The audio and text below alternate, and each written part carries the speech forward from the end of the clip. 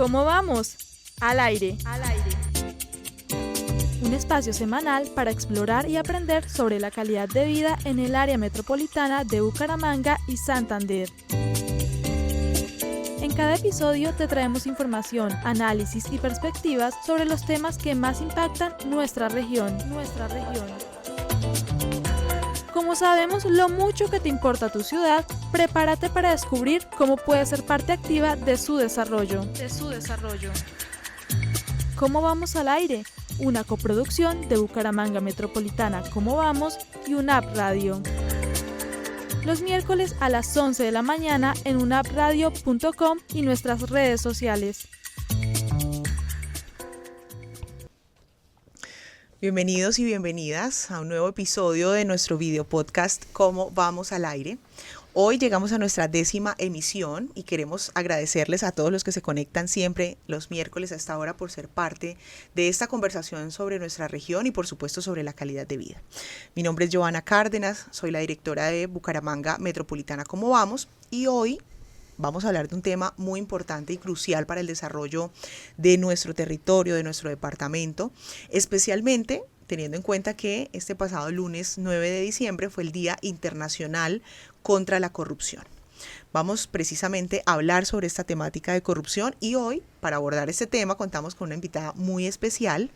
Ella es Giovanna Rodríguez García, investigadora postdoctoral de la Universidad Autónoma de Bucaramanga, quien estudia la relación entre género y corrupción. Giovanna es doctora en Ciencia Política por el Centro de Investigación y Docencia Económicas CIDE, tiene una maestría en Economía por la Universidad Nacional de La Plata y ha realizado estancias postdoctorales en el Tecnológico de Monterrey y la UNAM, explorando las dinámicas de la corrupción en América Latina. Su importante trayectoria incluye la beca SuConnect Fellowship en Alemania y su agenda de investigación se centra en aspectos clave como las percepciones de la corrupción, la participación ciudadana y la igualdad de género. Sin duda, tenemos una invitada muy especial y su conocimiento y experiencia va a enriquecer esta conversación. Giovanna, bienvenida, muchas gracias por aceptar esta invitación. Ok, muchas gracias, Joana. Es un gusto estar aquí hablando de corrupción, que es un tema tan importante, especialmente espero que esto sea un espacio pues de reflexión para nuestras comunidades, especialmente esta semana que el lunes justo celebramos el Día Internacional de la Lucha Anticorrupción. Así es. Bueno, Giovanna, vamos a empezar, como decimos desde el principio, y va a ser muy importante empezar a definir para quienes nos escuchan y se conectan a esta hora, ¿qué es la corrupción? ¿Cómo podemos definir este fenómeno del que hablamos todo el tiempo, lo vemos en las noticias todo el tiempo e incluso muchos lo hemos vivido? ¿Qué es la corrupción? ¿Cuáles son las características que definen este fenómeno? ¿Y por qué crees tú como experta que este es un fenómeno tan recurrente en nuestra sociedad? Bueno, tradicionalmente la corrupción la definimos como el abuso del poder público para obtener un beneficio personal. Esa es como la definición tradicional y esta definición pues tiene 3 características. La primera característica pues es el beneficio personal o la ganancia personal, como en muchas otras definiciones que hemos visto, y esto significa que los beneficiarios de la corrupción pues se reducen a un pequeño grupo, a una colectividad muy pequeña de personas en detrimento del bienestar público, del bienestar de un colectivo mucho más grande. La segunda característica que define la corrupción es el poder dado, el poder encargado o el poder encomendado. ¿Esto qué significa? Que la corrupción significa traicionar la confianza que se da sobre un poder que se ha encargado o sobre un poder que se ha dado. Sin esta característica no podemos hablar de corrupción. Si yo hago mal uso de algo, no es necesariamente corrupción, es mal uso de algo porque me han encargado un poder o se me ha designado algún trabajo de confianza. Okay. Pero tiene otra característica personal y es que tiene característica que tiene que ver con el abuso o el mal uso de ese poder. Eso significa que aunque todos los elementos puedan estar presentes, el poder encomendado, la ganancia privada, es importante que también que haya un mal uso de ese poder y ese mal uso puede relacionarse también con la cantidad de dinero o con las malas prácticas del mal uso de ese poder público. Estos tres elementos combinados es lo que hacen de que la corrupción sea un problema persistente, que sea un problema complejo y profundamente arraigado en las dinámicas sociales. También lo hace mucho más difícil de estudiar, de ver y pues solucionarlo. De acuerdo. O sea que cuando hablamos de corrupción en ejemplos concretos y sencillos, estamos hablando de un funcionario público cuando usa de manera errónea su poder y lo usa de pronto para el beneficio particular específico en detrimento del bienestar general, ¿no? Que es como la que generalmente hemos escuchado cuando en las noticias, en los medios de comunicación resuenan. También se da en el día a día de las personas este abuso de poder. También se puede hablar de corrupción privada, sí. Este caso lo tenemos, por ejemplo, cuando estamos en una empresa o cuando tenemos, por ejemplo, el CEO y al CEO también una entidad que es de corporados, por ejemplo, le ha encargado un poder, de usar unos recursos para realizar algo y cuando él mal usa esos recursos para su beneficio personal o en beneficio de unas personas, también ahí podemos hablar de corrupción privada. De hecho, es un término que ha sido esta definición que te estoy dando ha sido también un diálogo de muchísimos años. De la primera definición de corrupción se dio por allá en el año de 1967. Wow. Y a partir de ahí hemos empezado a hacer una reflexión de qué es corrupción y hemos empezado pues a hablar tanto en la academia como en espacios de la sociedad civil. Sobre qué es corrupción y cómo definirla, y esta ha sido la definición más reciente porque incluye también, porque nos dimos cuenta que también que la corrupción no es solo pública, la corrupción también es privada, y nos dimos cuenta entonces que digamos de alguna manera definirlo porque es la manera en la cual podemos después observar y después medir lo que es el fenómeno. Entonces, mientras no tengamos esta definición, que no es tan amplia como para que no la podamos definir, pero que tampoco es tan estrecha como para que nos perdamos espacios como es el sector privado. Muy importante esto que mencionas y esas tres características específicas que nos has dejado para el análisis. Desde tu experiencia, Giovanna, ¿qué hace diferente este fenómeno en América Latina? Cuando uno busca rankings, ahí estamos los latinoamericanos, ¿no? En posiciones desafortunadas. ¿Qué hace diferente este fenómeno en América Latina específicamente en contextos locales, también como el área metropolitana o Santander? ¿Hay diferencias con la corrupción o es que no existe corrupción en los países más desarrollados del mundo? No, desafortunadamente la corrupción, esto es un término que justo escuché este año en un diálogo también entre otros académicos y académicas. La corrupción es como un virus, es bien difícil de erradicar. Cuando queremos erradicar algo muta y encontramos otra forma.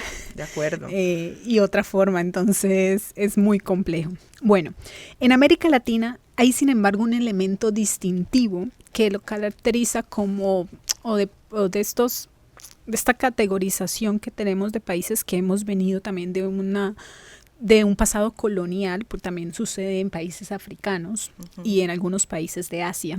No se ve tanto en Europa, pero sí hay una parte de Europa también que tiene esta característica que se le llama el fenómeno de la corrupción sistémica. Okay. ¿Qué significa esto de la corrupción sistémica? Que la corrupción en estos países no es solo un acto aislado entre dos personas, o entre dos partes, no es que viene un funcionario público y está robando recursos de un fondo público, no. Significa entonces que la corrupción está integrada en el tejido social y en los diferentes tipos de relaciones que tenemos con la sociedad.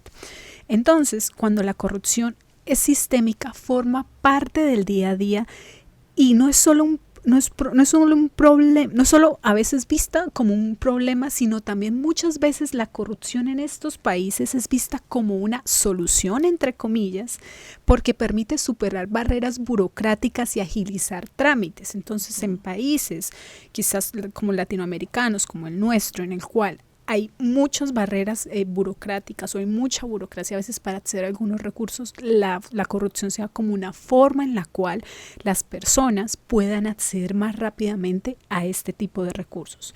Entonces, en contextos locales como el área metropolitana de Bucaramanga, esta dinámica puede ser aún más evidente, ya que los ciudadanos se enfrentan obstáculos en ocasiones para acceder a estos servicios e intentan resolverlos por medio de actos corruptos. De acuerdo.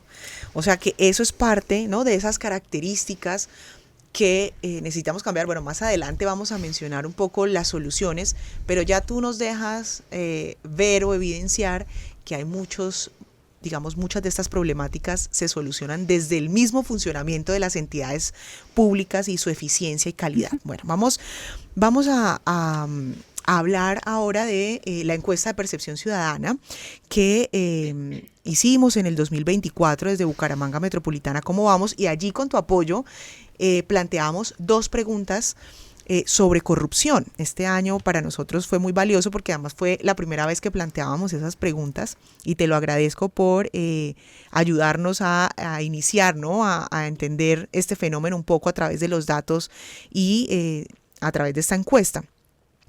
¿Por qué crees, Joana, que es importante conocer lo que la ciudadanía percibe? Nosotros hacemos una encuesta de percepción ciudadana todos los años y allí hicimos esas preguntas sobre percepción de corrupción. ¿Por qué es importante conocer qué percibe la ciudadanía sobre este tema? Y en términos generales, ¿cuál es el rol de la academia y por qué ese interés también en conocer estos datos?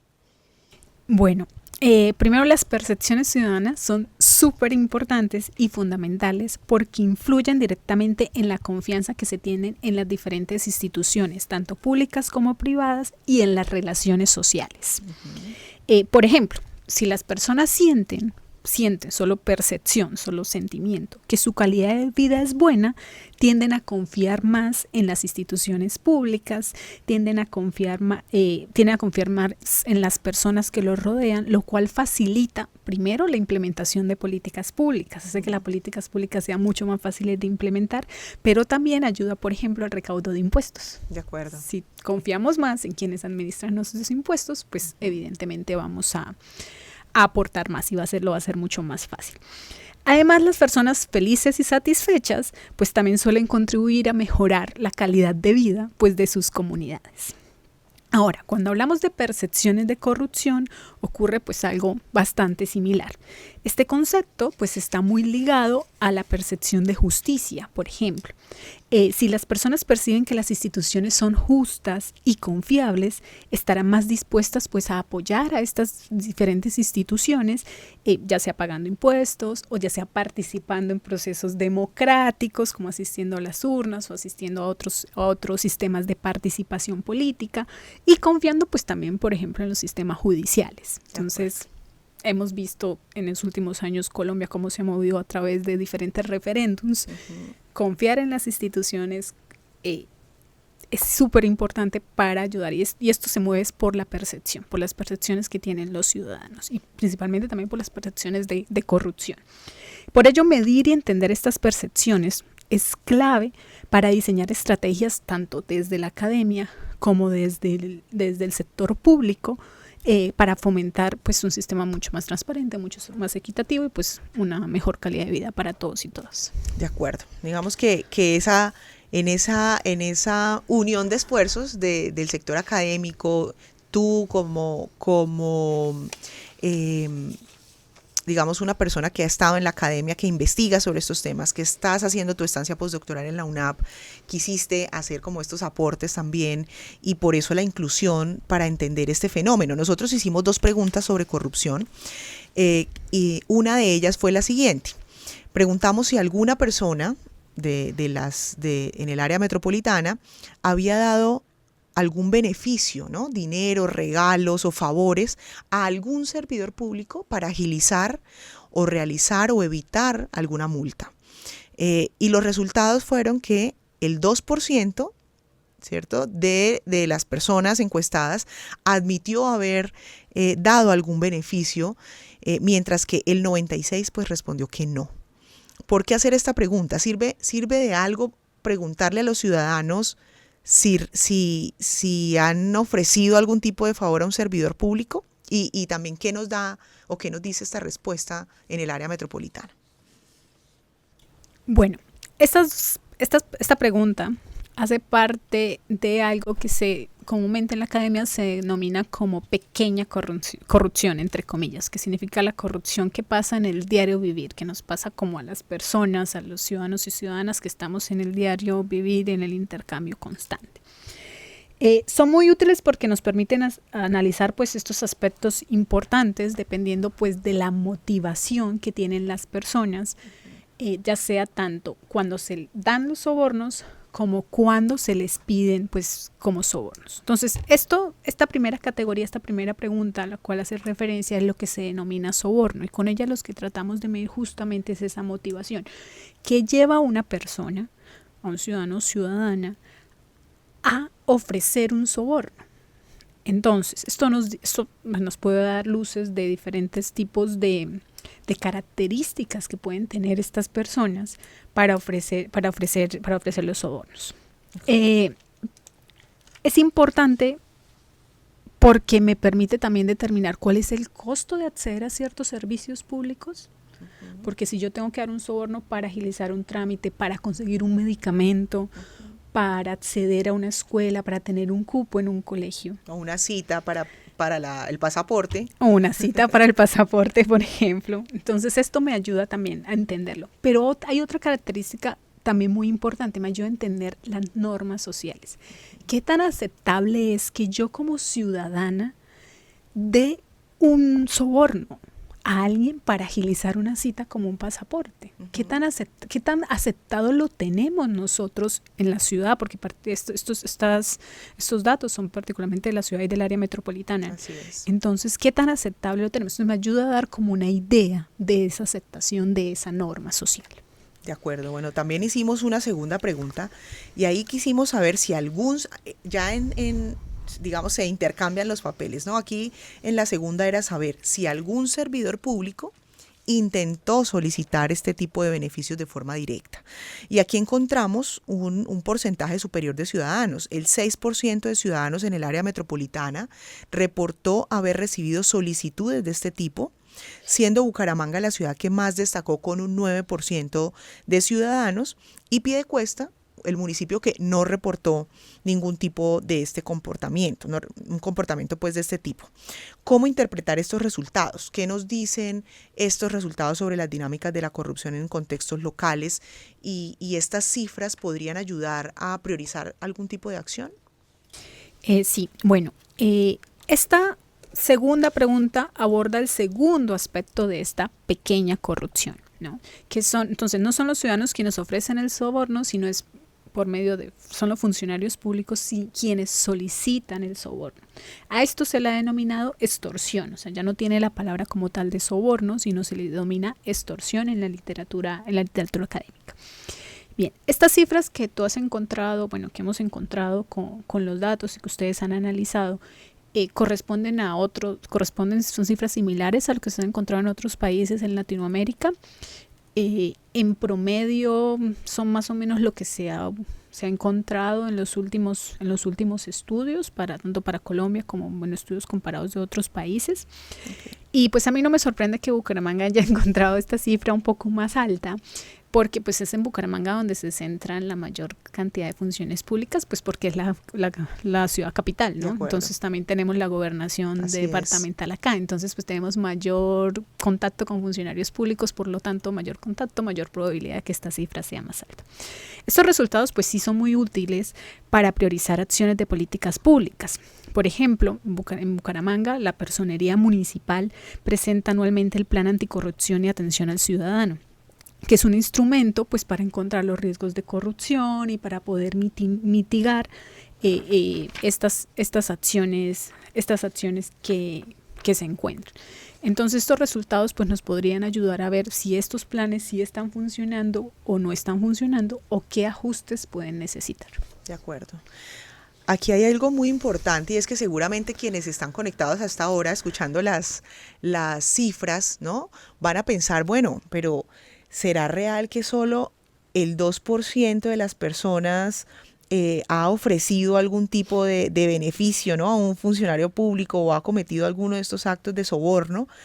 Estas cifras podrían estar subestimadas. ¿Cómo ves aquí este fenómeno de que quizá los encuestados, ¿no?, al tener a alguien enfrente y que le haga una pregunta de este tipo, que de todos modos fue elaborada, digamos, de la manera más, ¿no?, neutral posible y académica, sientan alguna pena o miedo a responder de manera honesta? Sí, definitivamente. Las mediciones de corrupción son especialmente complejas porque estamos tratando con un fenómeno que es oculto, pues porque es un delito. Uh-huh. Entonces, medir corrupción desde diferentes tipos de ángulos de datos es sumamente complejo. Y en el caso de las encuestas, como bien lo mencionas, pues hay dos factores claves. El primero, pues es obviamente el miedo y la vergüenza, ¿no? Entonces yo no reporto primero pues por miedo y no reporto también por vergüenza de admitir que hice, ¿no? Que hice ese acto. Y el segundo factor es el olvido. Y este factor de olvido puede ser que yo no recuerde que lo hice porque sucedió hace mucho tiempo atrás, pero también puede ser que no recuerde que lo hice porque en realidad no caí en cuenta que lo hice. Y eso tiene que ver con las normas sociales también. O sea, como está tan normalizado y es un fenómeno tan normalizado, puede ser que yo no haya caído en cuenta que en realidad estaba dando un soborno o que me estaban pidiendo un soborno por acceder a un servicio. Otro factor clave que hay, por ejemplo, en el diseño de encuestas que se ha encontrado en la literatura, y yo particularmente estoy escribiendo algunas cosas al respecto, tiene que ver con el fraseo de las preguntas. Como las preguntas estén fraseadas, afecta también cómo las personas respondan. Okay. Por ejemplo, esto de dividir entre sobornos y extorsión surgió hace algunos años a partir de estos estudios, porque nos dimos cuenta que es diferente cuando te piden a cuando tú das, y las motivaciones detrás es diferente, y dependiendo cómo estuviera fraseada la pregunta, cambiaban las respuestas. Entonces, estos son algunos ejemplos de cómo el fraseo y la forma en la que preguntas pues pueden afectar también las respuestas de los y las ciudadanas.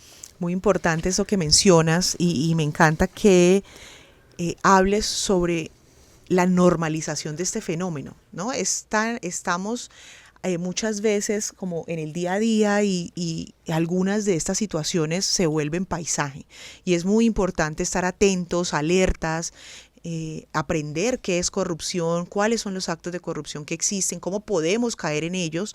Así que es muy importante también hacer un llamado a las personas a este ejercicio del que hacemos o podemos en algún momento llegar a ser parte por ignorancia, ¿no? O por normalización del fenómeno. Aquí pasemos ahora a hablar un poco de ¿qué se puede hacer ante este fenómeno de corrupción? ¿Cómo podemos mejorar los mecanismos para que actos relacionados con la corrupción sean detectados y sancionados de manera efectiva? Hay algo que no tiene que ver con este tema, pero recuerdo que en el área metropolitana se cometen muchas infracciones contra la convivencia, por ejemplo, y las personas además contestan en la encuesta que saben que no va a pasar nada, ¿no? Que saben que no va a pasar nada y que no existe como un castigo por este tipo de contravenciones. ¿Qué podemos hacer en el caso de la corrupción para que se detecten, pero además para que se sancionen de manera efectiva? ¿Y qué estrategias podrían ser más efectivas para combatir la corrupción desde las instituciones? Bueno, esto que hablas específicamente se relaciona con algo que se denomina impunidad. Uh-huh. Y tiene que ver mucho con la confianza que se tiene en el sistema pues judicial y en cómo se procesan los casos. Y sí, efectivamente tenemos que mejorar en ello. Particularmente, yo creo que hay 3 acciones que podríamos hacer. Una, que creo que Colombia ha sido uno de los líderes en ellos, que tiene que ver con transparencia. Colombia fue el primer país en Latinoamérica en tener una ley de acceso a la información pública. Uh-huh. Y Colombia también tiene el proceso de contratación pública, un proceso de contratación pública que es abierto, que podemos acceder a los datos. Ha implementado, creo que por medio de la MOE, de Transparencia Internacional, sistemas de financiamiento de campañas también abiertos. Entonces, digamos que Colombia le ha ido bastante bien en los procesos de transparencia en esa parte, y ahí como que estamos bien. Últimamente algo que se está estudiando mucho es cómo las leyes de protección a denunciantes y cuál es el papel que juegan los denunciantes en procesos y hechos anticorrupción. Este año hasta ahora Colombia pasó el proyecto de ley el año pasado, pero este año apenas se está estudiando, va en segundo debate, si no estoy mal, en octubre al menos iba en segundo debate.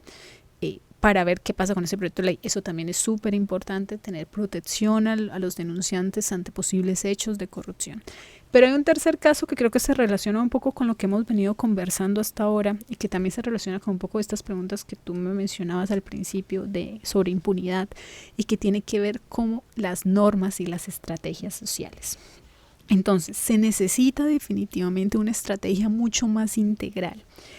Muchas veces las prácticas corruptas se justifican bajo expresiones como tengo que devolverle el favor a alguien, la familia es primero, mis compañeros o mis amigos y amigas lo hacen también, entonces ¿por qué yo no lo puedo hacer? Entonces muchas veces esas prácticas de corrupción se normalizan bajo este tipo de normas y reglas sociales. Nadie me va a castigar, entonces pues ¿por qué tengo yo que cohibirme de hacerlo? De acuerdo. Entonces, no sabemos todavía la verdad cuál es el efecto de estas normas sociales, ni todavía cómo cambiarlas, ¿no? Cómo empezar. Yo considero que una parte es la educación en valores éticos, la educación en estas normas sociales, pero que en algo desde la educación nos podría ayudar con ello. Pero pues todavía no hay evidencia suficiente para saber qué funciona efectivamente y especialmente qué funciona en el contexto colombiano y qué funciona en el contexto acá santanderiano. Tú mencionas algo muy valioso. Bueno, yo solo por decir que si bien Colombia, y me gusta que lo resaltes, tiene procesos que ha implementado en estos mecanismos como la Ley de Acceso y Transparencia a la Información, u otros, a veces necesitamos que sean más efectivos, ¿no? Y partimos de que es importante que tengan calidad y efectividad y que se midan de cara al ciudadano. Nosotros sufrimos todos los años un tema de acceso a información pública, pasamos solicitudes y derechos de petición a las entidades un poco en el marco de esta ley de transparencia de acceso a la información, y es complejo aún que las instituciones brinden información de calidad y a tiempo, ¿no? En los plazos que se han establecido. Así que un llamado muy importante también ojalá las instituciones que nos escuchan, para que esos mecanismos que se han implementado de transparencia sean mucho más efectivos. Aquí hay algo muy importante que mencionaste también en tu respuesta, Giovanna, y es que esto no es una responsabilidad solamente de las instituciones públicas. Señalabas hace un momento, las instituciones educativas, la familia, las personas tenemos un rol que cumplir de lucha contra la corrupción, fomentando la cultura de la integridad, de la transparencia. Hay unos valores éticos que tenemos que lograr recuperar, fortalecer y mejorar.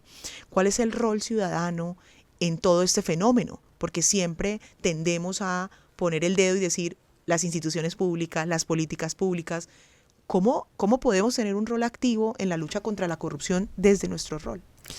Bueno, definitivamente necesitamos pues un cambio cultural, un cambio cultural que es bastante complejo y en palabras de una de las líderes en estudios de anticorrupción, Alina Mongoy Pipipi, ella dice que tenemos que pasar de una ética del particularismo donde las decisiones y recursos favorecen solo a grupos y algunas personas, a una ética del universalismo donde las normas y los recursos se aplican equitativamente para todas las personas. ¿Cómo logramos esto? Pregunta compleja y otra vez todavía no tenemos una respuesta exacta, pero sigo creyendo que cuando una educación tanto dentro de la familia como la educación en los colegios se cambia y se centra más en esta ética del universalismo, donde estamos empezando a pensar más en el largo plazo, más en el bienestar común, esto va a tener pues repercusiones. Entonces enseñar desde edades tempranas la importancia de la transparencia, de la equidad, de la justicia podría generar pues o traer generaciones más comprometidas con la integridad. Pero esto pues no es suficiente por sí solo, también debemos fomentar pues más espacios como estos de diálogo y participación ciudadana, donde las personas puedan reflexionar sobre su papel en la lucha anticorrupción, otra vez tener un papel más activos como denunciantes de estos problemas de corrupción, en últimas también el control social, Así es. que hacemos los y las ciudadanas, las diferentes entidades públicas, también es muy importante en este papel de la lucha contra la corrupción. De acuerdo, aquí un llamado pues a la ciudadanía también entonces a ejercer un rol activo en esta lucha contra la corrupción, y quiero destacar este mensaje que nos das de pensar como sociedad, ¿no? Pensar en el bienestar colectivo y superar esta atomización en la que estamos cayendo, y de pensar en mí, en mi bienestar, soy yo y mi familia y el mundo que arda, ¿no? Estamos y somos personas sociales, vivimos en comunidad, necesitamos aprender a vivir en comunidad y necesitamos poner como prioridad ese beneficio colectivo antes que el beneficio personal. Y eso tiene que pasar, por supuesto, por procesos de cambios culturales importantes que esperamos además en algún momento poder compartir con quienes nos escuchan, algún proyecto que tenemos sobre cultura y que estamos preparando desde Bucaramanga Metropolitana. ¿Cómo vamos? También hay algo, y es que estamos en el siglo XXI, las tecnologías han avanzado un montón, hoy todo está al alcance de la mano a través de las plataformas digitales. ¿Estas juegan algún rol, digamos, en la lucha o en la prevención contra la corrupción? Las nuevas tecnologías ¿son una herramienta o podrían ser una herramienta eficaz para fomentar la transparencia? Sí, no, definitivamente sí. Las nuevas tecnologías tienen un papel crucial en la prevención de la corrupción y en la promoción de la transparencia. Pues por un lado, primero nos ayudan a procesar grandes volúmenes de información, grandes volúmenes de datos que ayudan a identificar patrones de corrupción y a detectar, por ejemplo, señales de alerta o banderas rojas, por ejemplo, en contratación pública. Si tenemos un sistema de contratación pública y podemos crear un modelo de alertas tempranas sobre riesgos de corrupción, pues definitivamente ahí podemos utilizar las tecnologías de información y que nos ayuden. Por otro lado, estas herramientas también podrían ayudar a mejorar la confianza en los procesos de monitoreo y en los sistemas. En los sistemas general de monitoreo y seguimiento que se les hacen a los diferentes casos, pues porque hacen más accesible la información, también la hacen más automática, y eso pues reduce la posibilidad de manipulación humana. Pues también podría ayudar eso a desalentar los actos de corrupción, pero también pues empoderar a los ciudadanos para ofrecerles herramientas para supervisar efectivamente lo que sucede en la gestión pública.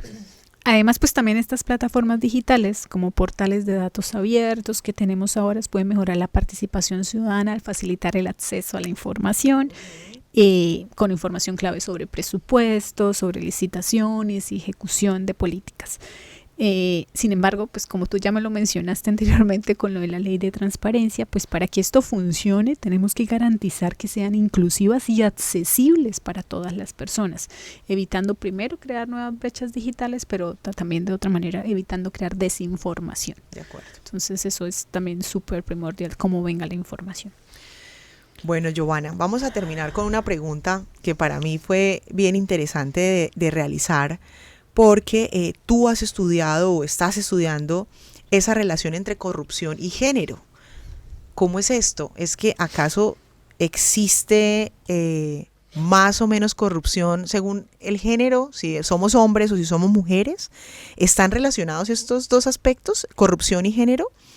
¿Y afecta además la desigualdad de género, esas dinámicas de corrupción? ¿Qué nos puedes contar? Bueno, sí, no, definitivamente es un campo bastante complejo. Como el último año más o menos me he dedicado a los estudios de corrupción y género. También he estado como escribiendo un poco al respecto y la relación es bastante compleja. De un lado, como los primeros estudios plantearon que las mujeres podrían ser una posible fuerza anticorrupción, y investigaciones con diferentes países en términos comparados han encontrado que países con mayor igualdad de género, países donde mujeres tenemos mayor participación en la política, países donde las mujeres tienen mayor calidad de vida, son países también que tienden a tener menor corrupción. Y se empezaron a explorar a partir de esos primeros estudios que se hicieron por allá en el 2001, en el 2000. pues por qué se podría dar esa relación y qué podría estar afectando.